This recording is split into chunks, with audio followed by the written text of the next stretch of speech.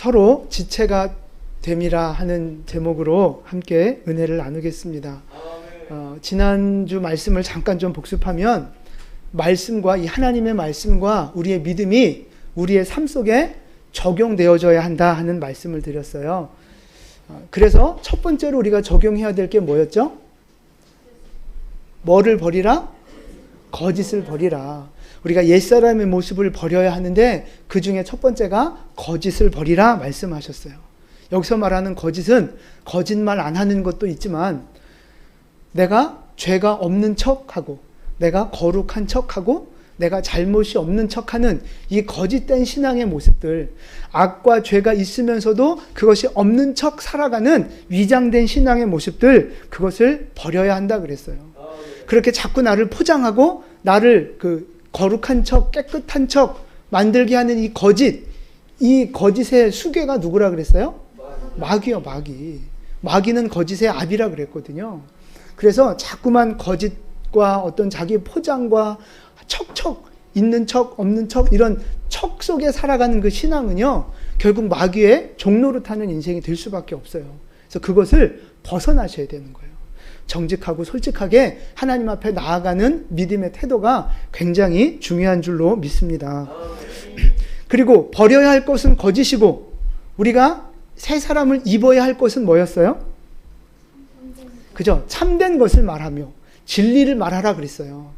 그러니까 예수님처럼 믿음의 말을 하고 말씀을 나누고 믿음으로 선포하고 칭찬의 말을 하고 격려의 말을 하는 생명의 언어를 하라 말씀드렸어요. 생명의 언어. 그래서 예수님처럼 생명의 언어를 말하는 사람이 되려면 어떻게 해야 된다고요? 말은 어디서 나와요? 그렇죠. 입에서 나오는 게 아니라 마음에서 나온다고요. 마음에 쌓여 있는 것이 입으로 나오는 거예요. 그래서 예수님처럼 믿음의 말, 생명의 말을 하려면 우리의 마음속에 뭐를 쌓아야 돼요? 말씀을 쌓고 믿음을 쌓고 은혜를 쌓고 덕을 쌓아야 우리의 입을 통해서 선한 것이 생명이 나온다. 그런 말씀 드렸어요. 한 주간도 거짓을 버리고 진리를 말하며 잘 사신 줄로 믿습니다. 좀 찔리시더라도 아멘 하시고 또 한 주 이렇게 승리하셨으면 좋겠어요. 자, 그럼 이제 질문을 드리면 거짓을 버리고 옛사람을 버리고 새로운 모습으로 참된 것을 말하는 삶을 살아야 하는데 우리가 그렇게 살아야 하는 중요한 이유가 있어요. 왜 우리가 그런 삶을 살아야 돼요?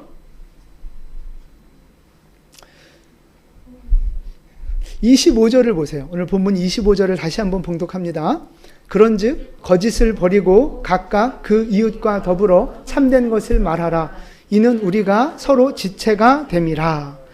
자, 거짓을 버리고 참된 것을 말하라. 이는 거짓을 버리고 참된 것을 말해야 하는 중요한 이유를 말씀하고 계시는데 그게 뭐 때문이에요? 그쵸? 우리가 서로 지체이기 때문에 그렇다. 우리는 서로 한 몸이다. 연결된 공동체다. 그 얘기를 하시는 거예요. 그럼 여러분, 공동체와 거짓이 무슨 관계가 있는 거예요? 공동체 안에 거짓이 있고 속이는 것이 있고 불신이 있고 악을 행하는 것이 있으면 그 공동체가 어떻게 되겠어요? 깨지는 거예요. 그 공동체는 더 이상 지체가 될 수 없고 연합할 수 없고 그냥 모래알처럼 무너져 버리는 거예요. 공동체 안에 정직이 없는데 거짓이 가득하면 어떻게 누구를 신뢰하겠어요? 상처받고 흔들리고 교회가 없어질 수밖에 없는 거예요. 그러나 반대로 참된 것을 말하고 생명의 말을 하고 은혜와 덕스러운 말, 격려하는 말들을 한다면 그 공동체는 세워지는 거죠. 살아나는 거예요. 점점 더 끈끈하게 점점 더 하나 되어지는 강력한 공동체로 날마다 거듭나게 된다는 것입니다. 우리가 옛사람을 버리고 새 사람을 입어야 하는 이유, 거짓을 버리고 생명의 말을 해야 하는 이유가 바로 이거예요. 하나님이 우리에게 주신 공동체, 이 공동체를 살리고 공동체를 세우려면 옛사람의 모습을 벗어버려야 하는 거죠. 그리고 새 사람의 모습을 입어야 되는 거예요. 하나님이 이 세상을 창조하시면서 이 땅에 세우신, 하나님이 직접 세우신 공동체가 두 개 있어요. 그게 뭐예요?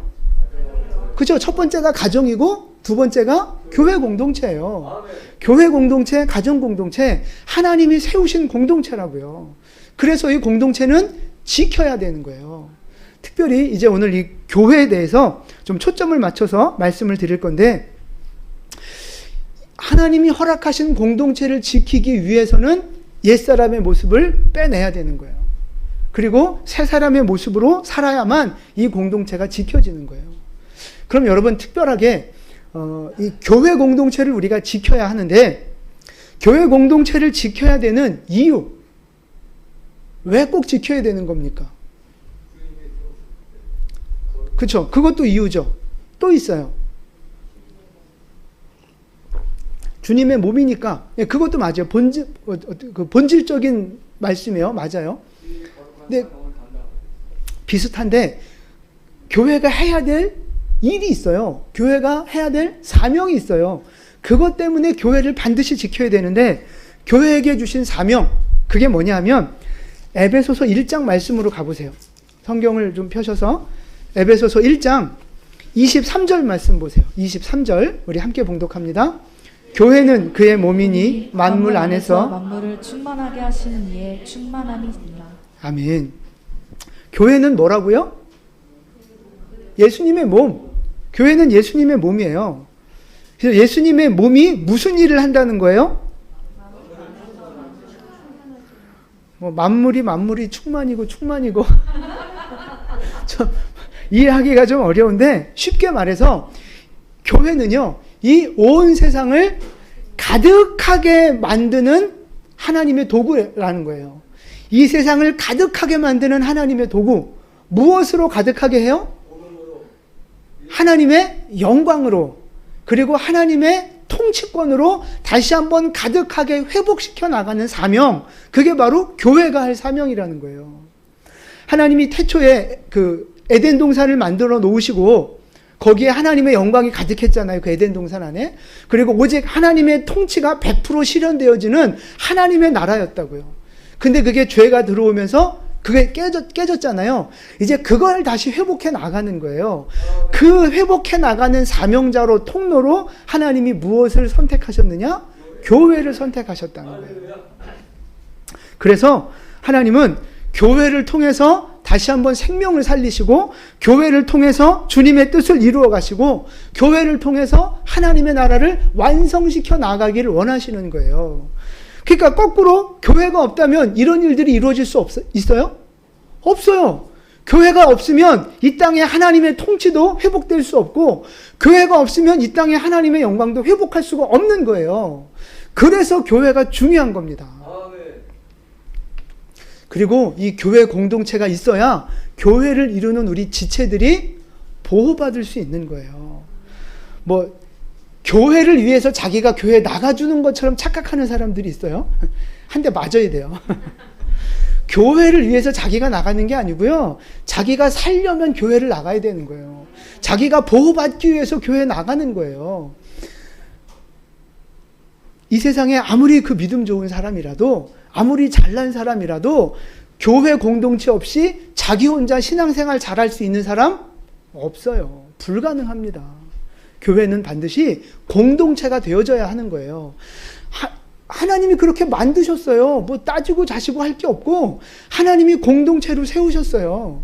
그렇기 때문에 교회는 뭉치셔야 되는 거예요. 자기 혼자만 잘났다고 신앙생활 할 수 있는 게 아니에요. 그래서 예수님이 히브리서 말씀에 뭐라고 말씀하셨어요? 모이기를 힘쓰라. 모이기를 힘쓰는 것이 교회 공동체의 큰 특징 중에 하나예요. 혼자는 절대 신앙생활 할 수 없어요, 여러분. 뭐 집에서 뭐 유튜브 보면서, 집에서 혼자 뭐 예배 드리면서 잘 해보세요. 잘. 그게 아니에요. 그러니까 본인의 믿음은 지킬 수 있겠죠. 본인의 어떤 믿음은 간신히 어떻게 지켜질 수 있겠지만 시간이 지나갈수록 그 믿음은 약해질 거고요. 그리고 중요한 건 내 믿음 지키는 거 하나가 목적이 아니에요. 하나님 우리에게 믿음을 주신 이유, 구원 주신 이유는요, 이웃을 섬기고 하나님의 나라를 확장하고 다른 영혼을 구원하고 섬기는 그 사명자로 우리 교회 공동체를 부르신 거지, 구원받은 거 요거 하나 지키면 살다가 그냥 죽는 거, 그게 교회에 주신 뜻이 아니란 말이에요. 그래서 여러분, 혼자는 절대 신앙생활 할 수 없고 혼자 신앙생활 해서도 안 되는 거예요. 반드시 교회 공동체로 모이셔야 되는 거예요. 근데 가끔 그런 분 있어요. 교회 나가면 뭐 상처받고 꼴보기 싫은 사람도 있고 뭐 이런저런 뭐 사역시키니까 힘들고 뭐 혼자 그냥 전 잘할 수 있어요. 여러분, 물론 교회 나오면 상처받을 수 있어요. 사역 때문에 힘들 수도 있고 온갖 어려운 일들이 많이 생겨요. 왜요? 그렇죠. 죄덩어리들이 모였거든요. 죄덩어리들이. 거룩한 줄 알고 왔지만 사실 다 죄덩어리 아닙니까? 그러니까 죄인들끼리 서로 모여 있으니 오해도 생기고 갈등도 생기고 미움도 생기고 싸우기도 하고, 그게 교회예요. 그게 교회. 근데 여러분, 그 모든 과정조차도 사실은 하나님이 나를 만들어 가시는 성장의 기회입니다. 그리고 그런 과정들을 통해 지나면서 내가 또 섬기는 사명자로 훈련받는 거예요. 모든 것이 합력해서 선을 이루는 거지, 교회 나오면 다 좋은 일만 생긴다? 그럼 절에 가세요, 절에. 좋은 일이 있든 없든, 힘들든 안 힘들든 상관없이 교회로 부름을 받았다면 교회 공동체로 모이셔야 되는 거예요. 그것이 바로 준엄하신 하나님의 명령입니다. 교회로 모이셔서 교회 공동체를 섬기는 사명자로 사셔야 되는 거예요. 단물만 쏙 빼먹고 은혜만 받고 그냥 쏙 가버리면 은혜의 먹튀, 그러시면 안 되는 거예요. 그러니까 밥값을 하란 말 있죠. 밥값을. 밥을 먹었으면 밥값을 해야 되는 거예요.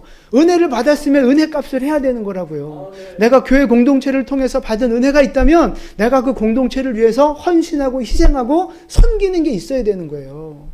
그냥 아무 헌신과 수고도 없이 그냥 은혜만 받고 복만 받고 기도만 받고 그냥 입 싹 닦는다? 축복합니다. 속히 회복되기를 축복합니다. 교회는요, 반드시 지켜져야 할 그리스도의 몸입니다. 여러분, 주님이 여러분에게 세워주시고 허락하신 몸된 교회, 그 교회를 위해서 기도하시고 교회를 위해서 헌신하시고 그 주님의 몸된 교회를 살리고 세우는 일에 여러분의 삶을 헌신할 수 있게 되기를 축복합니다. 하나님이 그것을 기뻐하시는 거예요. 근데 이제 중요한 건 이 거룩한 공동체, 이 귀한 공동체, 이 공동체를 깨트리는 첫 번째 원인이 뭐라고요? 거짓이라고요. 거짓. 그래서 거짓을 버려야 되는 거예요. 솔직하고 정직하게 주님 앞에 서야 되는 겁니다. 근데 이제 오늘은 이제 두 번째예요. 교회 공동체를 무너뜨리는 두 번째 악. 그게 뭘까요? 분을 내는 거. 26절. 분을 내는 거예요. 화내는 거란 말이에요. 이제 오늘은 화에 대한 말씀을 좀 드릴 거예요. 여러분하고 별로 상관없는 얘기라서 좀 뭐 은혜가 안 됐을 수도 있지만 어쩌면 오늘도 눈 뜨고 나서 벌써 한바탕 하고 오신 분이 있을지도 모르겠어요. 하루에 화를 한 번도 안 내고 사시는 분 계세요? 한번 손 들어보세요. 이거 뭐 저밖에 없잖아요. 저밖에. 농담이고요. 여러분, 화를 내면 돼요, 안 돼요?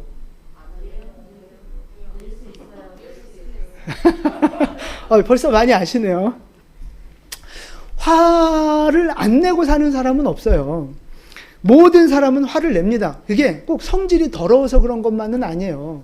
우리는 막 화내면 인격이 들대고 성질이 더럽고 막 그렇게 얘기하는데 꼭 그런 건 아닙니다. 모든 사람이 다 화를 내는데요. 근데 이제 여러분 생각해 보세요. 화를 확 내잖아요? 그러면 여러분 마음이 어때요?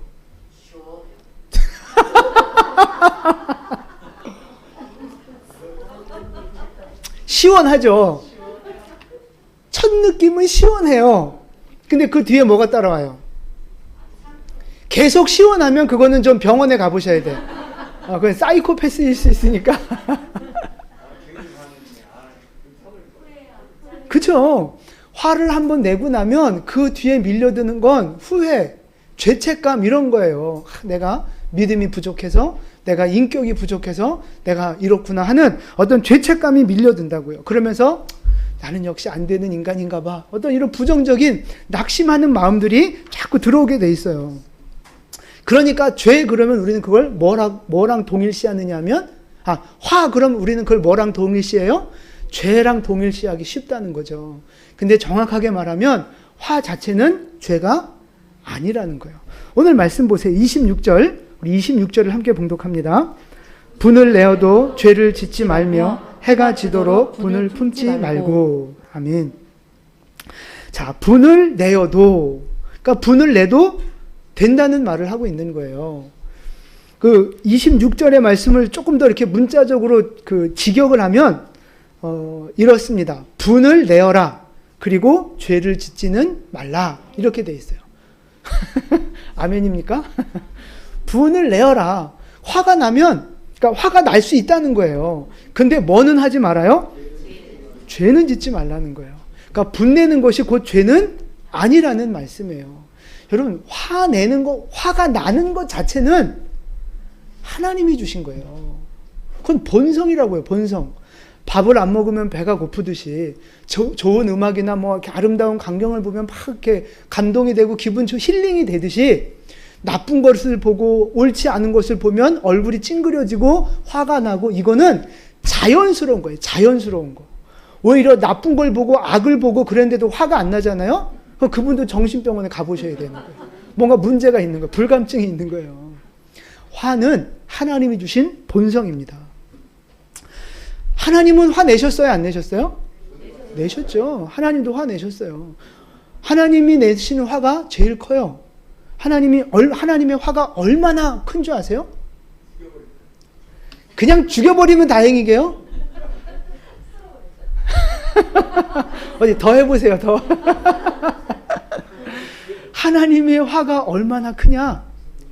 지옥을 만드실 만큼 크단 말이에요. 지옥을 만드실 만큼. 하나님의 화는요, 정말 무서운 거예요. 하나님도 화내세요. 예수님은 화내세요? 안 내세요? 예수님도 화내셨죠. 바울 사도는 화냈을까요? 네, 바울도 화냈어요. 그러니까 이런 것만 봐도 성경에도 화내는 것 자체를 정죄하지 않아요. 정상적인 거라고요. 어떤 면에서는 옳은 거예요, 화내는 게. 악에 대해서, 어떤 그 죄에 대해서 화내는 건 옳은 거라고요. 그러니까 여러분 이제 마음 놓고 좀 화를 내셔도 이제 좀 괜찮으시겠죠? 네. 뭘 아멘이에요, 또. 네. 그래서 준비했어요, 이제, 이 말씀. 예수님도 화내고, 바울 사도도 화내고, 우리도 화를 내요. 근데 예수님이 화내신 것하고, 우리가 화내는 것하고는 달라요, 달라. 뭐가 달라요? 그죠? 먼저 예수님과 바울 사도가 냈던 화는 무슨 화를 낸 거예요? 그쵸? 의로운 분노, 거룩한 분노라고 하는 거죠. 하나님을 대적하는 것에 대해서나 죄에 대해서나 생명이 걸린 문제에 대해서나 의에 대해서나 어떤 이런 영적이고 하나님 앞에서 깨끗한 것을 망가뜨리는 것에 대한 분노가 일어났다고요. 그거는 의분이라고 하는 거예요. 거룩한 분노. 근데 우리가 여러분이 화내는 건 뭐예요? 뭐 때문에 화내요? 왜 싸워요? 자, 여러분 중에 부부 싸움을 하거나 이렇게 사람들하고 싸울 때 세계 평화가 안 돼서 속상해서 싸우신 분 계세요? 세계 평화가 안 돼서? 아니면 남북 통일이 안 돼가지고 막 그것 때문에 부부 싸움 하시는 분 계세요? 그럼 뭐 때문에 싸워요? 내 기분이 나빠서 싸우는 거예요. 기분이 나빠서. 내 말 안 들어주니까 싸우는 거라고. 내 자존심을 건드려서 싸우는 거예요. 내 승질을 돋궈서 싸우는 거라고요. 원래 내 승질 좋았는데 네가 내 승질을 돋궜으니까 내가 화내는 거야. 이게. 우리가 화내는 건 그냥 지극히 개인적인 거예요. 자존심이 상해서 답답해서 내가 말한 대로 안 돼서. 이런 화는 조심하셔야 되는 거예요. 여러분 이럴 때 화가 올라오는 건 정상이에요? 아니에요? 정상이에요. 똑똑하시네. 정상이에요. 근데 그게 뭘로 가면 안 돼요? 죄로 가면 안 된다는 거예요. 자, 야고보서 1장 19절 20절 말씀입니다. 내 사랑하는 형제들아 너희가 알지니 사람마다 듣기는 속히 하고 말하기는 더디하며 성내기도 더디하라. 사람이 내는 성내는 것이 하나님 몫을 이루지 못함이라. 아멘. 네. 화를 내는 건 정상이에요. 근데 그 화는 스피드가 어때야 돼요? 더디 내라고 해요. 더디. 화가 나는 건 올라오는 감정 자체는 정상인데요. 그거를 표출함에 있어서는 시간을 가지라는 거예요. 시간을 더디 내라는 거예요. 한마디로 말해서 참아야 하느니라 하는 거예요. 좀 참으라는 거예요. 이제 무조건 참으면 이제 화병 되니까 참으라는 말은 잘 해소를 해야 된다는 거예요. 이 화를, 올라오는 화를 잘 해결하고 잘 표출하고 건전한 방법으로 표출하는 거, 그것이 중요하다 말씀하시는 거예요. 화나는 감정 자체는 정상이지만 이거를 잘 다스리지 못하면 이것이 죄로 발전할 수 있다는 거죠. 사람이 성내는 것이 하나님의 의를 이루지 못하는 거예요. 성내고 나면 관계가 깨지잖아요. 성내고 나면 문제가 생긴단 말이에요. 그래서 성내는 것이 하나님의 의를 이루지 못하니까 참고 견디고 건전한 방법으로 해소할 필요가 있다는 거예요. 그래서 우리 오늘 본문 26절에 분을 내어도 죄를 짓지 말라, 이 말씀하시는 거예요. 분을 내도 죄를 짓지 말라. 화가 나면 자기 통제가 안 되잖아요. 자기 통제가 안 되면 그것이 잘못된 방법으로, 잘못된 행동으로 나가기가 쉬워지는 거예요. 그래서 더디내고 좀 참고 견뎌보고 그렇게 얘기를 하는 거죠. 잘못된 행동으로 이게 표출되면 여러분이 잘 쓰는 건 뭐예요?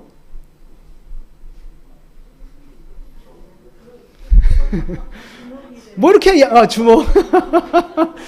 우리 오유미 성도님한테 한 대 맞으면 끝날 것 같으니까 건들지 마세요. 우리가 화나면 소리 지르고 욕을 하고 험한 말을 하고 막 심하면 때리기도 하고 주먹이 날아가고 머리끄댕이 잡아 흔들고 이제 이렇게 되는 거란 말이에요. 이거는 거룩한 분노를 표출하든 그 개인적인 분노를 표출하든 이게 이렇게 잘못된 방법으로 표출되면 안 돼요. 거룩한 그 분노가 났을 때도 이건 잘 참으셔야, 조절을 잘 하셔야 되는 거예요. 예를 들어 어떤 사람이 뭐 큐티도 안 해, 주일 성수도 잘 안 해, 뭐 신앙생활, 헌금생활, 봉사생활 잘 안 해. 신앙생활 좀 엉망이야. 그럼 거룩한 분노가 일어나잖아요. 그럼 그 거룩한 분노를 어떻게 표현해야 돼요? 너 그럼 지옥 가! 너 그러다 지옥 가! 너 저주받아! 그런 식으로 얘기하면 안 되는 거예요. 거룩한 분노라도 표현할 때는, 해소할 때는 그거를 잘 조절하시고 절제하실 필요가 있다는 거죠. 그래서 이제 화에 대해서 조금 구체적으로 살펴볼 건데요. 자, 분을 내도 죄를 짓지 말고 해가 지도록 분을 풀지 말라 그러셨는데, 우리 한글 성경에는 분과 앞에 분과 뒤에 분 똑같은 분으로 나와 있는데 이게 그 원문 성경을 보면 다른 단어로 쓰였거든요. 앞에 나오는 분은 어떤 의미냐면 우리가 일반적으로 말하는 그냥 화내는 거예요. 앵그리 하는 거예요. 일반적으로 화내는 거. 그건 일시적인 거고 순간적인 거고 감정적인 그런 화를 말하는 것입니다. 그래서 어떤 악을 봤을 때, 옳지 않은 상황을 봤을 때, 내 감정을 상하게 하는 말들을 듣거나 뭐 그런 상황이 벌어질 때 내 마음속에서 이렇게 욱하고 생기는 그런 일시적인 화, 그걸 말하는 거예요. 근데 이런 화는 사실 누구나 생길 수 있단 말이죠. 근데 중요한 건 이런 화가 올라올 때 그걸 어떻게 우리가 해소하고 해결을 해야 되는 거예요?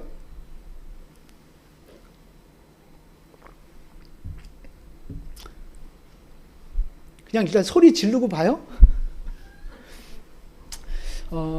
많은 심리학자들이 하는 여러 가지 좋은 방법들이 몇 가지 있어요. 그걸 좀 소개시켜 드릴게요. 뭐 다 아시는 거겠지만, 첫 번째가 숫자 세기입니다. 숫자 세기. 그러니까 사람이 감정이 이렇게 뭔가 이렇게 확 감정이 올라왔을 때 그것이 누그러드는 시간이 한 15초 이상 지나면 이렇게 좀 마음이 다시 원래대로 돌아간다 그래요. 그래서 시간을 벌기 위해서 하는 건데 마음속으로 숫자를 1부터 10까지 천천히 쉬라는 거예요. 천천히 하나, 둘 속으로.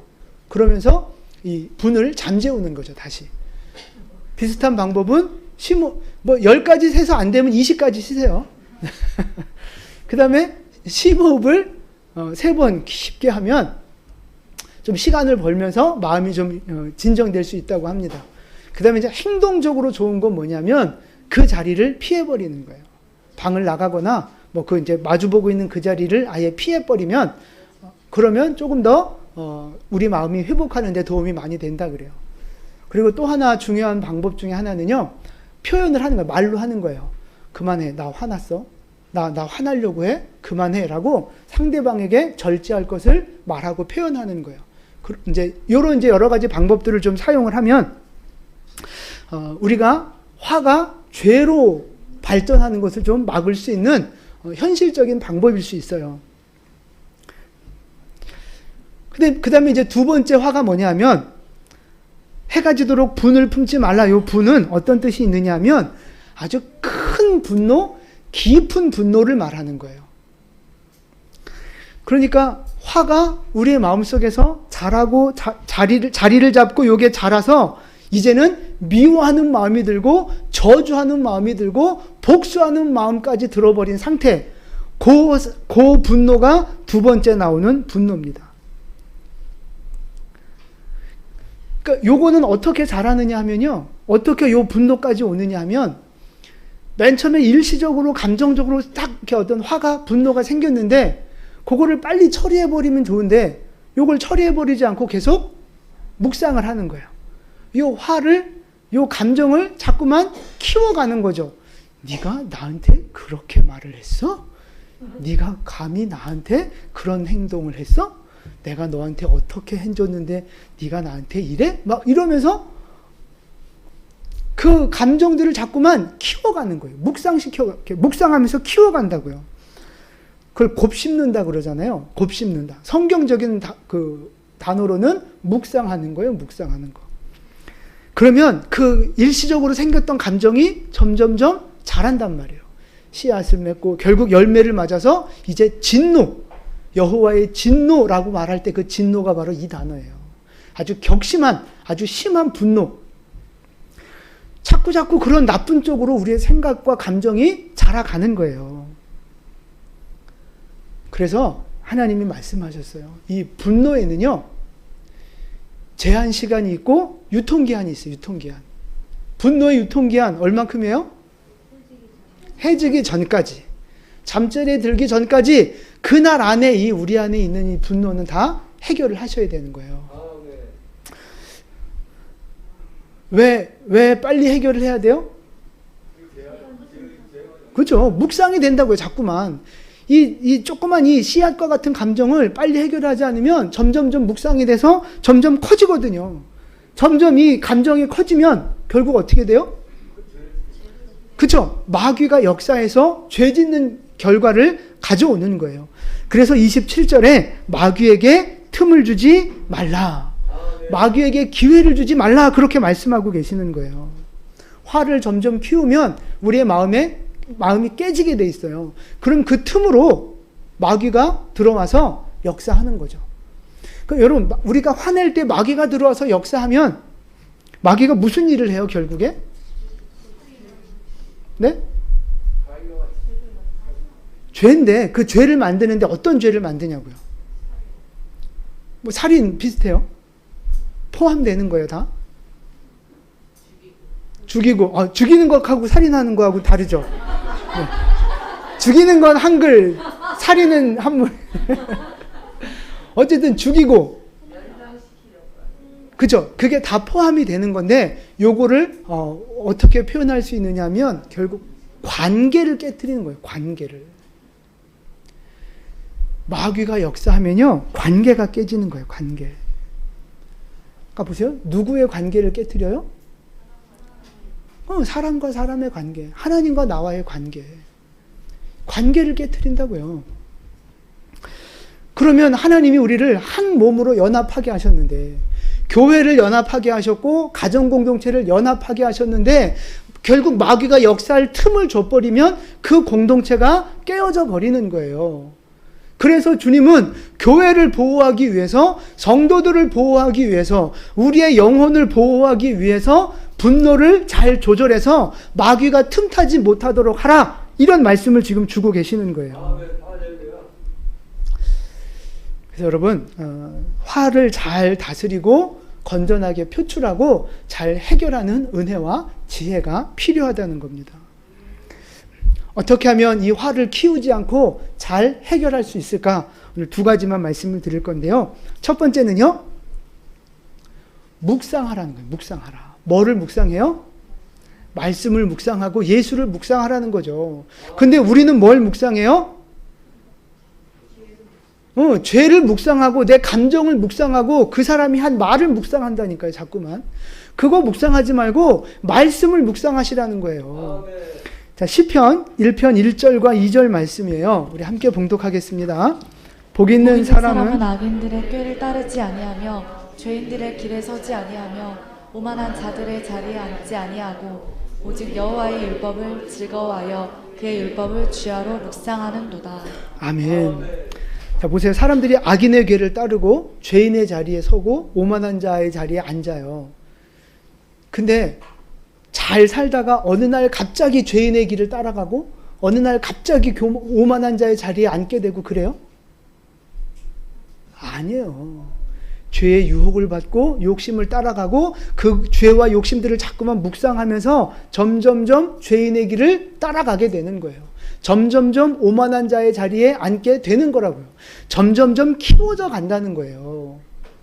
그러니까 그 말은 죄와 욕심과 자기의 그 어떤 그 감정들을 묵상하다 보면 결국은 죄인의 길에, 오만한 자의 자리에, 망하는 길에 가게 된다 하는 것입니다. 그런데 하나님의 사람은 뭐를 묵상해요? 말씀을, 여호와의 율법을 즐거워하며 묵상하면 그 사람은 어떤 사람? 복 있는 사람, 생명을 가진 사람, 축복의 통로가 되는 사람이라는 거예요. 그러니까 어차피 우리가 묵상을 안 하는 사람은 없는 것 같아요. 모든 사람은 다 묵상을 해요. 근데 죄와 자기의 감정을 묵상하느냐 아니면 말씀을 묵상하느냐, 거기에서 차이가 나는 거예요. 묵상 어떻게 하는지 잘 모르겠어요. 너무 어려워요. 당신이 맨날 속에 꿍 품고 있는 거, 그게 묵상하는 거라고요. 저 인간 나한테 저랬어? 내가 저 가만두나 봐라. 뭐 이렇게 씩씩대는 거 있잖아요. 그게 묵상하는 거예요. 말씀을 그렇게 묵상하시면 돼요. 하나님이 나에게 이렇게 말씀하셨어. 성경에 이렇게 써 있어. 그럼 내가 이걸 어떻게 내가 적용해야 될까? 내가 하나님 앞에 어떻게 해야 될까? 똑같아요. 다르지 않아요. 그러니까 앞으로 묵상 어떻게 하는지 모르겠어요. 그런 소리 하지 마시죠. 여태 해왔으니까 묵상을. 이제 묵상의 재료만 바꾸시면 되는 거예요. 하나님의 말씀을 묵상하는 여러분 되시기를 축복합니다. 하나님의 말씀을 묵상하고 예수를 묵상하는 거예요. 예수님은 어떻게 하셨을까? 예수라면 어떻게 하셨을까? 예수를 묵상하고 말씀을 묵상할 때 우리의 삶이 복된 인생으로, 우리의 공동체가 복된 공동체로 거듭나고 전진하게 될 줄로 믿습니다. 자, 첫 번째는 묵상하는 거예요. 그 다음에 두 번째, 화를 해결할 수 있는 좋은 방법 뭘까요? 기도도 다 들어가죠. 제가 준비한 말씀은 뭐냐면 용서하는 겁니다. 용서하는 거.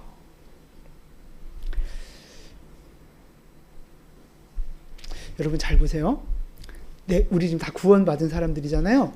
내가 구원받을 수 있었던 중요한 요인 중에 하나가 뭐예요? 그죠? 우리가 믿고 회개하고 뭐 이거 다 중요하지만 결국은 하나님이 우리를 용서해 주셨기 때문에 이 구원이 이루어진 거예요. 그죠? 용서 때문에 구원이 이루어진 거. 아무리 사랑해도 용서 안 해주면 그건 끝이에요. 그러나 우리를 용서해 주셨기 때문에, 용서받았기 때문에 내가 구원을 얻은 거예요. 자, 이 구원받은 사람들이 모인 이 교회 공동체, 이 교회라고 하는 공동체가 세워질 수 있었던 조건도 뭐예요? 용서가 그 밑바탕이라고요. 용서받은 사람들이 모였잖아요. 그러니까 교회 공동체의 가장 중심의 뿌리에는 뭐가 있어요? 용서가 있는 거예요. 용서. 용서받은 자들이 모였으니 이 교회 공동체의 본질은 용서하는 공동체가 돼야 된다고요. 그래서 오늘 그 에베소서 4장 2절로 가보세요. 2절. 4장 2절 우리 함께 봉독하겠습니다. 모든 겸손과 온유로 하고 오래 참음으로 사랑 가운데서 서로 용납하고. 자, 서로 뭐 하라고요? 용납하라고. 용서하라는 이야기잖아요. 교회 공동체는요, 서로 용서해야 되는 거예요. 그래서 보세요. 교회 공동체의 본질이 용서 위에 세워졌거든요. 용서 위에. 그래서 교회 공동체가 모였을 때마다 서로 용서하고 서로 용납하고 이해해주고 축복해주고 그러면 그 교회 공동체는 점점 건강해지는 거예요. 점점 더 성장하고 강해지는 거죠. 그런데 반대로 교회 공동체가 용서가 없어지면 뭐가 남아요? 정죄하는 것만 남고 비난하는 것만 남고 판단하는 것만 남고 그러면 교회가 어떻게 되겠어요? 공동체는 결국 분열되는 거예요. 결국 무너지는 거라고요. 하나님이 세우신 가장 중요하고 기초가 되는 가정공동체, 교회공동체. 그래서 깨지는 거예요. 용서가 없기 때문에 깨지는 거라고요. 용서하면 살아나지만 용서하지 않으면 무너지는 거예요. 자, 그래서 요한 1서 4장 20절 말씀을 함께 봉독하겠습니다. 누구든지 하나님을 사랑하노라 하고 그 형제를 미워하면 이는 거짓말하는 자니 보는 바 그 형제를 사랑하지 아니하는 자는 보지 못하는 바 하나님을 사랑할 수 없느니라. 아멘. 하나님 다 믿으시잖아요. 하나님 다 사랑하신다고 고백하잖아요. 근데 사람을 용서하지 못하고 사랑하지 못하면 주님이 뭐라고 말씀하시느냐? 그 믿음은 거짓이다. 그 믿음은 가짜다. 그렇게 말씀하고 계세요. 눈에 보이지 않는 하나님, 그러니까 눈에 보이는 사람도 사랑하지 못하면서 보이지 않는 하나님을 사랑한다? 웃기지 마라 그러는 거죠. 눈에 보이는 사람 먼저 사랑해라 말씀하시는 거예요. 눈에 보이는 사람을 먼저 사랑하고 용서하고 섬기라. 그래야 하나님을 섬긴다 뭐 어쩐다 이게 되는 거지. 거짓된 신앙이라는 거죠. 근데 여기서 말하는 이 그 미워하는 거는요. 아까 말씀드렸던 그 첫 번째 분노를 말하는 게 아닙니다. 순간적으로 감정 올라올 수 있죠. 그런 걸 말하는 게 아니라 두 번째 화를 말하는 거예요.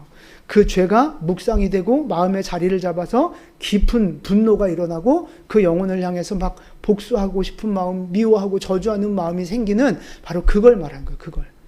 여러분, 그런 미움이 있다면 우리의 믿음은 가짜라는 거예요. 여러분 안에 그런 심각한 분노 있으십니까? 다른 사람을 향한 그런 미워하는 마음들 있으세요? 그럼 우리의 믿음이 가짜라고 주님이 판결하고 계시는 거예요. 그래서 미워하는 마음을 버리시고 우리 안에 사랑이 회복되고 용서가 회복되어져야 할 줄로 믿습니다. 지체들끼리 서로 사랑하고 용서하고 가족들 안에도 서로 사랑하고 용서하는 모습들이 필요하다는 거예요. 그래야 교회가 살고 가정이 사는 거예요.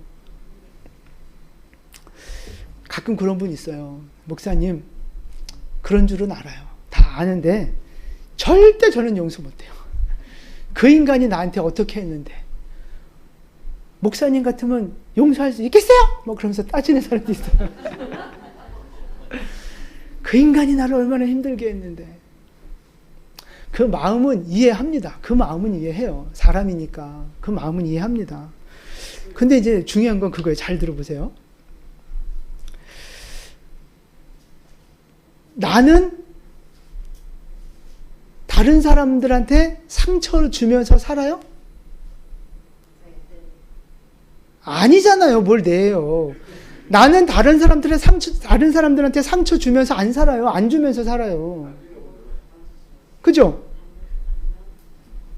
잘 생각해 보세요. 집사님, 누구 딴 사람한테 이렇게 상처 주면서 살아요? 아, 여러분 다 잘 생각해 보세요. 아, 나는 상처 주면서 살아. 자신 있게 말할 수 있는 분 계세요? 그리고 아, 뭐가 내가 상처 줬어. 이렇게 말할 수 있는 분 계세요? 없어요.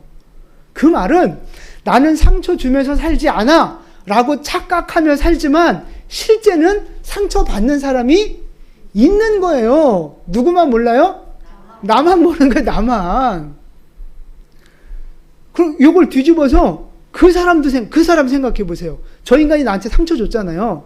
그럼 저 인간은 자기가 나한테 상처 줬다는 걸 알고 저럴까요? 알면 곧다구로 못하겠죠.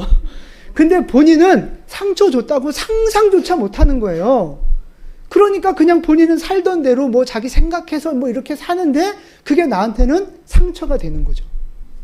모르는 거예요. 모르는 거.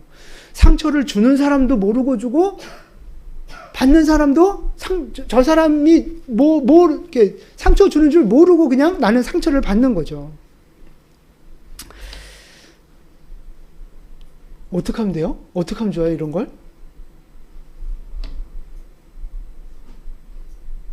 별 수 없어요. 그냥 그러려니 하고 사는 거예요. 아니, 그거를 때마다 꼬치꼬치 가갖고 따질 거예요? 너한테 그랬잖아. 나 얼마나 상처받았는 줄 알아? 그거를 매번 그럴 거냐고요. 뭐라고요? 아, 그렇죠. 네, 우리 오유미 권사님께서. 여러분 보세요. 어쩔 수 없어요. 그냥 그러려니 하고 살아야 되는 거예요. 왜?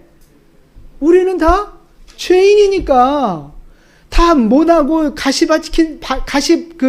박힌 사람들끼리 모여 사니까 어쩔 수 없이 서로 찌르고 이렇게 상처받을 수밖에 없다고요. 그냥 그러려니 하면서 사는 거예요. 다 부족한 죄인이니까. 덜 성숙한 사람들이니까 그냥 그러려니 하면서 사는 거예요.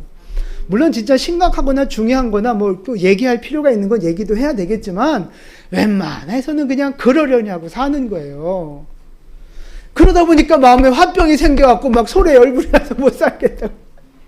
아니요, 여러분. 그래서 우리에게 뭐가 필요한 거예요? 용서가 필요한 거예요. 용서가. 그래서 용서가 바로 필요한 거예요. 교회는요, 용서라고 하는 이 기초 위에 세워졌기 때문에 용서가 없으면 교회도 없고 구원도 없고 다 무너지는 거라고요. 그래서 그냥 그러려니 하고 사십시오. 뭐 나는 안 그런가? 나도 그랬으니까 그냥 그러려니 하고 사시라고요. 옆에 분에게 인사하세요. 그러려니 하고 살겠습니다.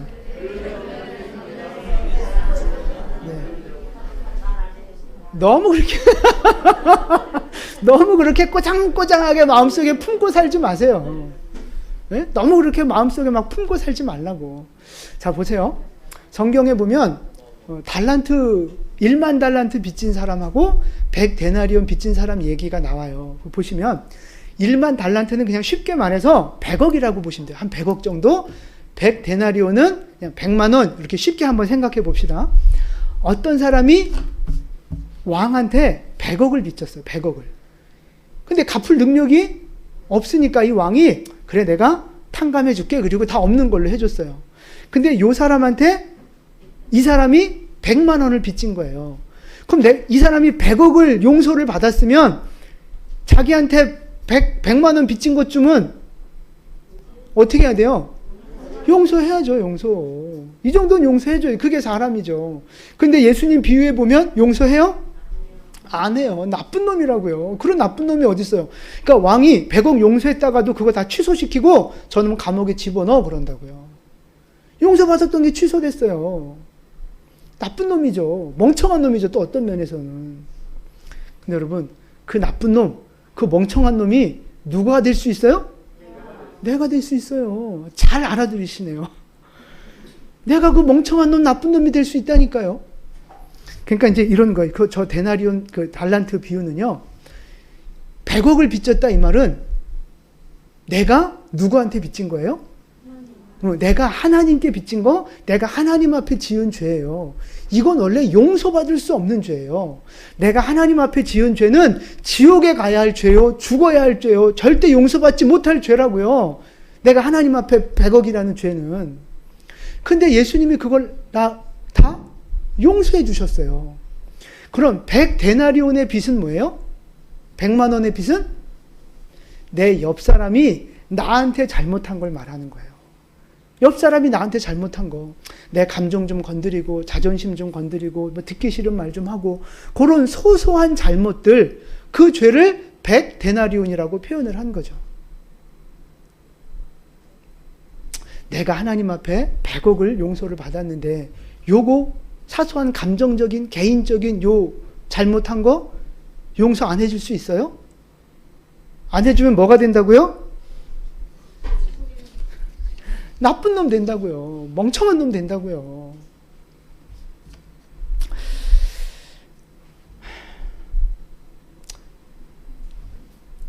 나는 죽을 죄를 용서받았으면서 나한테 조금 내 감정 건드린 사람 하나 용서하지 못한다면 하나님이 기뻐하지 않으신다는 거죠.